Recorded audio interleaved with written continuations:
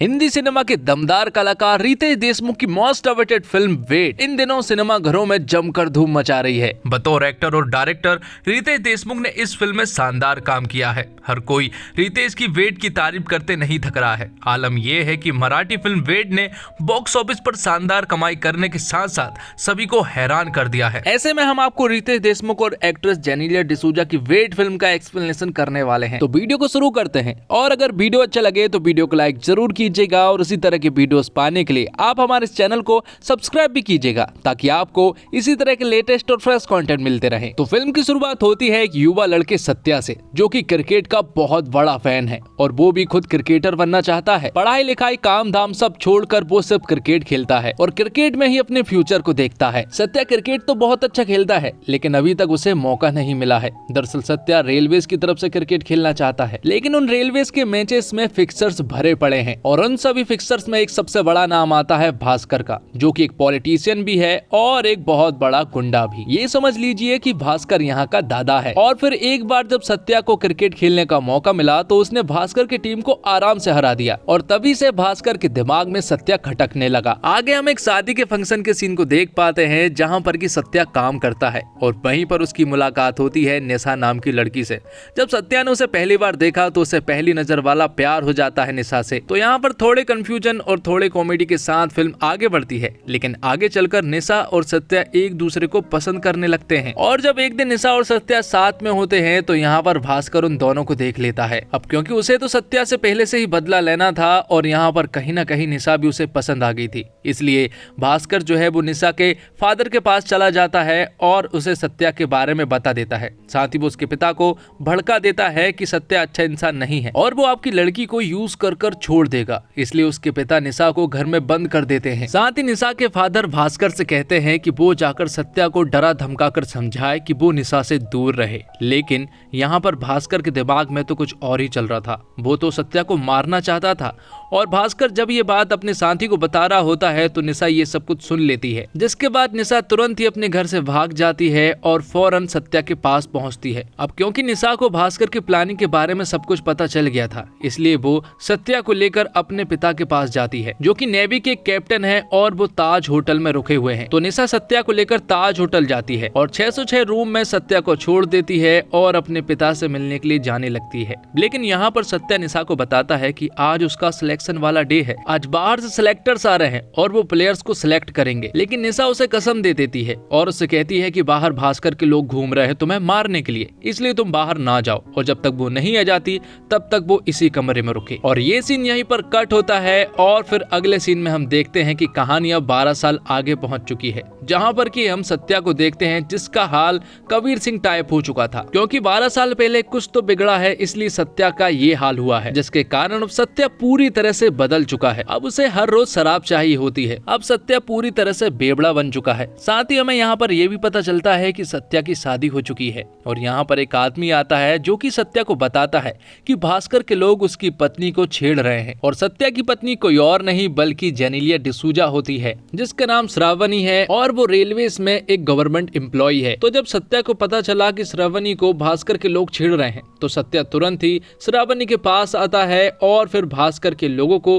बेरहमी से मारने लगता है। लेकिन इन सब का परिणाम ये हुआ कि सत्या को पुलिस अरेस्ट कर लेती है। अब क्योंकि भास्कर तो एक पॉलिटिशियन है इसलिए उसके आदमी तो बच जाते हैं, लेकिन यहाँ पर पुलिस वाले सत्या को जेल में बंद कर देते हैं। थोड़ी देर के बाद यहाँ पर श्रावणी आती है जो कि बताती है कि उन लोगों ने उसके साथ छेड़छाड़ की। तो पुलिस वाले भी उसका केस दर्ज कर लेते हैं, लेकिन एक रात तो सत्या को हवालात में गुजारनी ही पड़ेगी। ये सुनकर श्रावणी तुरंत ही केस को वापस ले लेती है और अपने पति को यानी कि सत्या को छुड़ाकर अपने घर वापस ले जा लेती है। तो सत्या के इन सारे कामों से उसके पिता काफी परेशान हैं और वो श्रावणी से कहते हैं कि उसने सत्या से शादी ही क्यों की। लेकिन श्रावणी सत्या से बहुत प्यार करती है। हालांकि उनकी शादी को 7 साल हो चुके हैं, लेकिन अभी तक सत्या श्रावणी से ठीक ढंग से बात भी नहीं करता है। लेकिन इन सब चीज से श्रावणी को रत्ती भर भी फर्क नहीं पड़ता है कि उसका पति उससे ठीक ढंग से बात नहीं करता है या फिर वो उससे प्यार नहीं करता है। जबकि जब सत्या की गलती भी होती है तब भी श्रावणी सत्या का ही साथ देती है। दरअसल श्रावणी का जो मायका है वो सत्या के घर के जस्ट बाजू में है, जहाँ पर उसके माता पिता भी श्रावणी को बहुत चिल्लाते हैं क्योंकि उसने ऐसे आदमी के साथ शादी की जो कि पूरी तरह से बेवड़ा है और काम काम धाम भी कुछ नहीं करता है और यहाँ तक कि श्रावणी तो उसे रोज दारू पीने के लिए पैसे भी दिया करती है। अब आप लोग सोच रहे होंगे कि आखिर श्रावणी सत्या से इतना प्यार क्यों करती है। तो यहाँ पर हमें एक फ्लैशबैक की एक स्टोरी सुनाई जाती है जिसमें कि हमें सत्या और श्रावणी को स्कूल में दिखाया जाता है जो कि साथ में पढ़ते हैं। दरअसल श्रावणी सत्या को बचपन से जानती है और वो सत्या से बेइंतहा प्यार भी करती है। श्रावणी तो सत्या के साथ तब भी परछाई की तरह साथ थी जब सत्या उसे नोटिस भी नहीं किया करता था, लेकिन श्रावणी तब भी उतना ही सत्या से प्यार किया करती थी। लेकिन फिर एक दिन श्रावणी को निशा के बारे में पता चलता है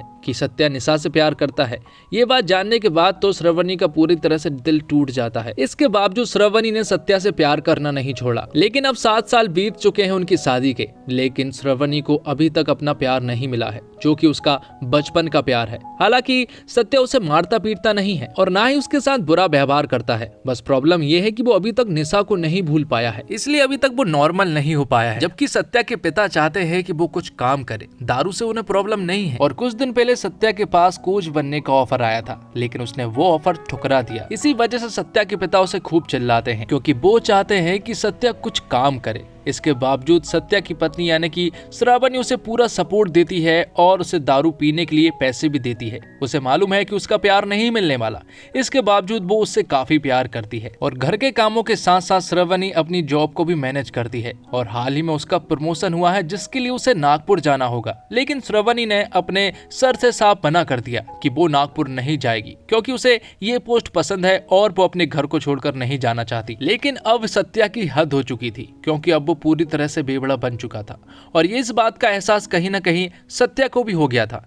इसलिए अब वो कोच बनने के लिए राजी हो जाता है और तुरंत ही अगले ही दिन दिल्ली जाने के लिए निकल पड़ता है। हालांकि उसके परिवार वालों को विश्वास तो नहीं हो रहा था, लेकिन वो इस डिसीजन से काफी खुश भी थे क्योंकि सत्या अंडर 14 क्रिकेट टीम का कोच बन चुका था। अब जब सत्या वहां पर पहुंचकर जब बच्चों के ट्रायल ले रहा था तो यहीं पर एक छोटी सी लड़की थी जो कि धुआंधार क्रिकेट खेल रही होती है जिसका नाम खुशी है और वो हर एक बॉल को अटैक कर रही थी। लेकिन सत्या उसे डिफेंस करने को कह रहा था, लेकिन खुशी बिल्कुल भी नहीं मानती है और वो सत्या से ठीक ढंग से भी बात नहीं करती है। इसलिए सत्या उसे अगले मैच के लिए बिठाल देता है और जब अगले दिन खुशी के पेरेंट्स सत्या के पास आते हैं तो यहाँ पर सत्या को मालूम पड़ता है कि उसके पेरेंट्स कोई और नहीं बल्कि निशा के पिता है जो कि खुशी के नाना है। तो निशा के पिता यहाँ पर सत्या को सब कुछ बताते हैं कि वो निशा को अपने साथ दूर ले गए थे, जहां पर निशा के फादर ने निशा को बताया था कि भास्कर के लोगों ने सत्या को मार दिया है। और ये बात जानने के बाद निशा पूरी तरह से डिप्रेस्ड हो चुकी थी और कुछ सालों के बाद निशा की शादी उसने एक लड़के से करवा दी थी। तो आगे जब निशा को एक बच्ची हुई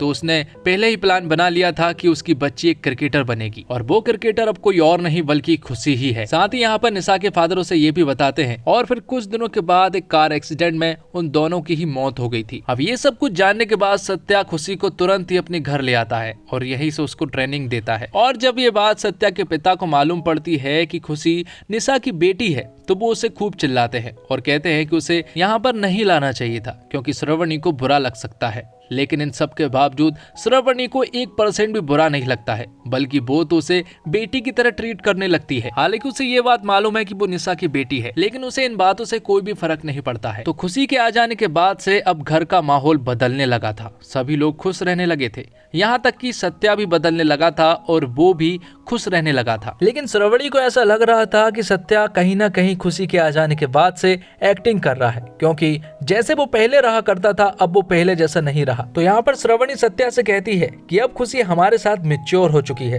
तो वो जो पहले की तरह हमारे साथ रहा करता था अब ऐसे रह सकता है, ऐसे एक्टिंग करने की कोई भी जरूरत नहीं है। और ये बात श्रावणी को बहुत ज्यादा बुरी लगती है। और इन सब चीजों के अलावा सबसे बड़ी बुरी बात उसे ये लगती है कि श्रावणी अपने प्यार को नहीं पा सकी, सत्या उससे प्यार नहीं कर पाया। इसलिए अब वो डिसाइड करती है कि कुछ दिन पहले जो उसका नागपुर जाने के लिए प्रमोशन हुआ था वो उसके लिए हामी कर देती है और नागपुर जाने के लिए निकल पड़ती है। उसके घर वाले सारे दुखी हो जाते हैं, सत्या को कोई फर्क नहीं पड़ता। हालांकि वो उसे रेलवे स्टेशन तक छोड़ने के लिए आता है, लेकिन वो उसे रुकने के लिए नहीं कहता। तो श्रावणी उससे कहती है कि ना तो तुम्हें अपना प्यार मिला और ना ही मुझे, क्योंकि मैं एक ऐसे गलत प्लेटफॉर्म पर खड़ी हूँ जहाँ पर वो ट्रेन आने ही नहीं वाली। और ये सारी बातें सुनने के बाद सत्या की आंखें खुल जाती है। वो तुरंत ही श्रावणी के पास जाता है और उसे अपना प्यार का इजहार कर देता है। वो उससे कहता है कि तुम गलत प्लेटफॉर्म पर नहीं खड़ी हो, बल्कि ट्रेन ही देरी से आई है। तो इस तरह से श्रावणी को अपना प्यार मिल जाता है और इसी के साथ ये एक्सप्लेनेशन यहीं पर खत्म होता है। तो दोस्तों, डायरेक्शन रितेश देशमुख का है और उनकी ये पहली फिल्म है जो कि उन्होंने डायरेक्ट की है, जिसमें मुझे कहीं पर भी कमी नजर नहीं आई है और ना ही 1% ऐसा लगा है कि वो पहली बार फिल्म को डायरेक्ट कर रहे हैं, क्योंकि सारा काम बड़े ही प्रोफेशनल तरीके से किया गया है। क्योंकि बड़े बड़े डायरेक्टर जो कि काफी पुराने हो चुके हैं, वो भी इस तरह से साफ सुथरे तरीके से काम नहीं कर पाते हैं जैसा कि रितेश ने किया है। और फिल्म में हर किसी ने बहुत अच्छे से अपने अपने रोल को निभाया है और रितेश पूरी तरह से एक पोटेंशियल एक्टर है जो कि कॉमेडी और सीरियस रोल ये दोनों में ही फिट बैठने वालों में से एक है। और इस फिल्म में उन्होंने बेहतरीन एक्टिंग की है। साथ ही अजय अतुल का म्यूजिक काफी शानदार है और इस फिल्म का बीजीएम मुझे काफी ज्यादा पसंद आया है। तो अगर आपने ये फिल्म देख ली है तो कमेंट बॉक्स में हमें जरूर बताएं कि आपको ये फिल्म कैसी लगी। तो इसी के साथ ये एक्सप्लेनेशन यहीं पर खत्म होता है। तो दोस्तों, उम्मीद करता हूँ आपको ये वीडियो पसंद आई होगी। वीडियो अगर पसंद आई हो तो वीडियो को लाइक जरूर कीजिएगा और इसी तरह के वीडियोस पाने के लिए आप हमारे इस चैनल को सब्सक्राइब भी कीजिएगा, ताकि आपको इसी तरह के लेटेस्ट और फ्रेश कंटेंट मिलते रहे। और साथ ही अगर आप इस फिल्म को देखना चाहते हैं तो डिस्क्रिप्शन बॉक्स में दिए हुए लिंक पर क्लिक करें और इस फिल्म को आसानी से वॉच करें। तो मिलते हैं एक और वीडियो के साथ, तब तक के लिए जय हिंद, जय भारत, जय श्री राम।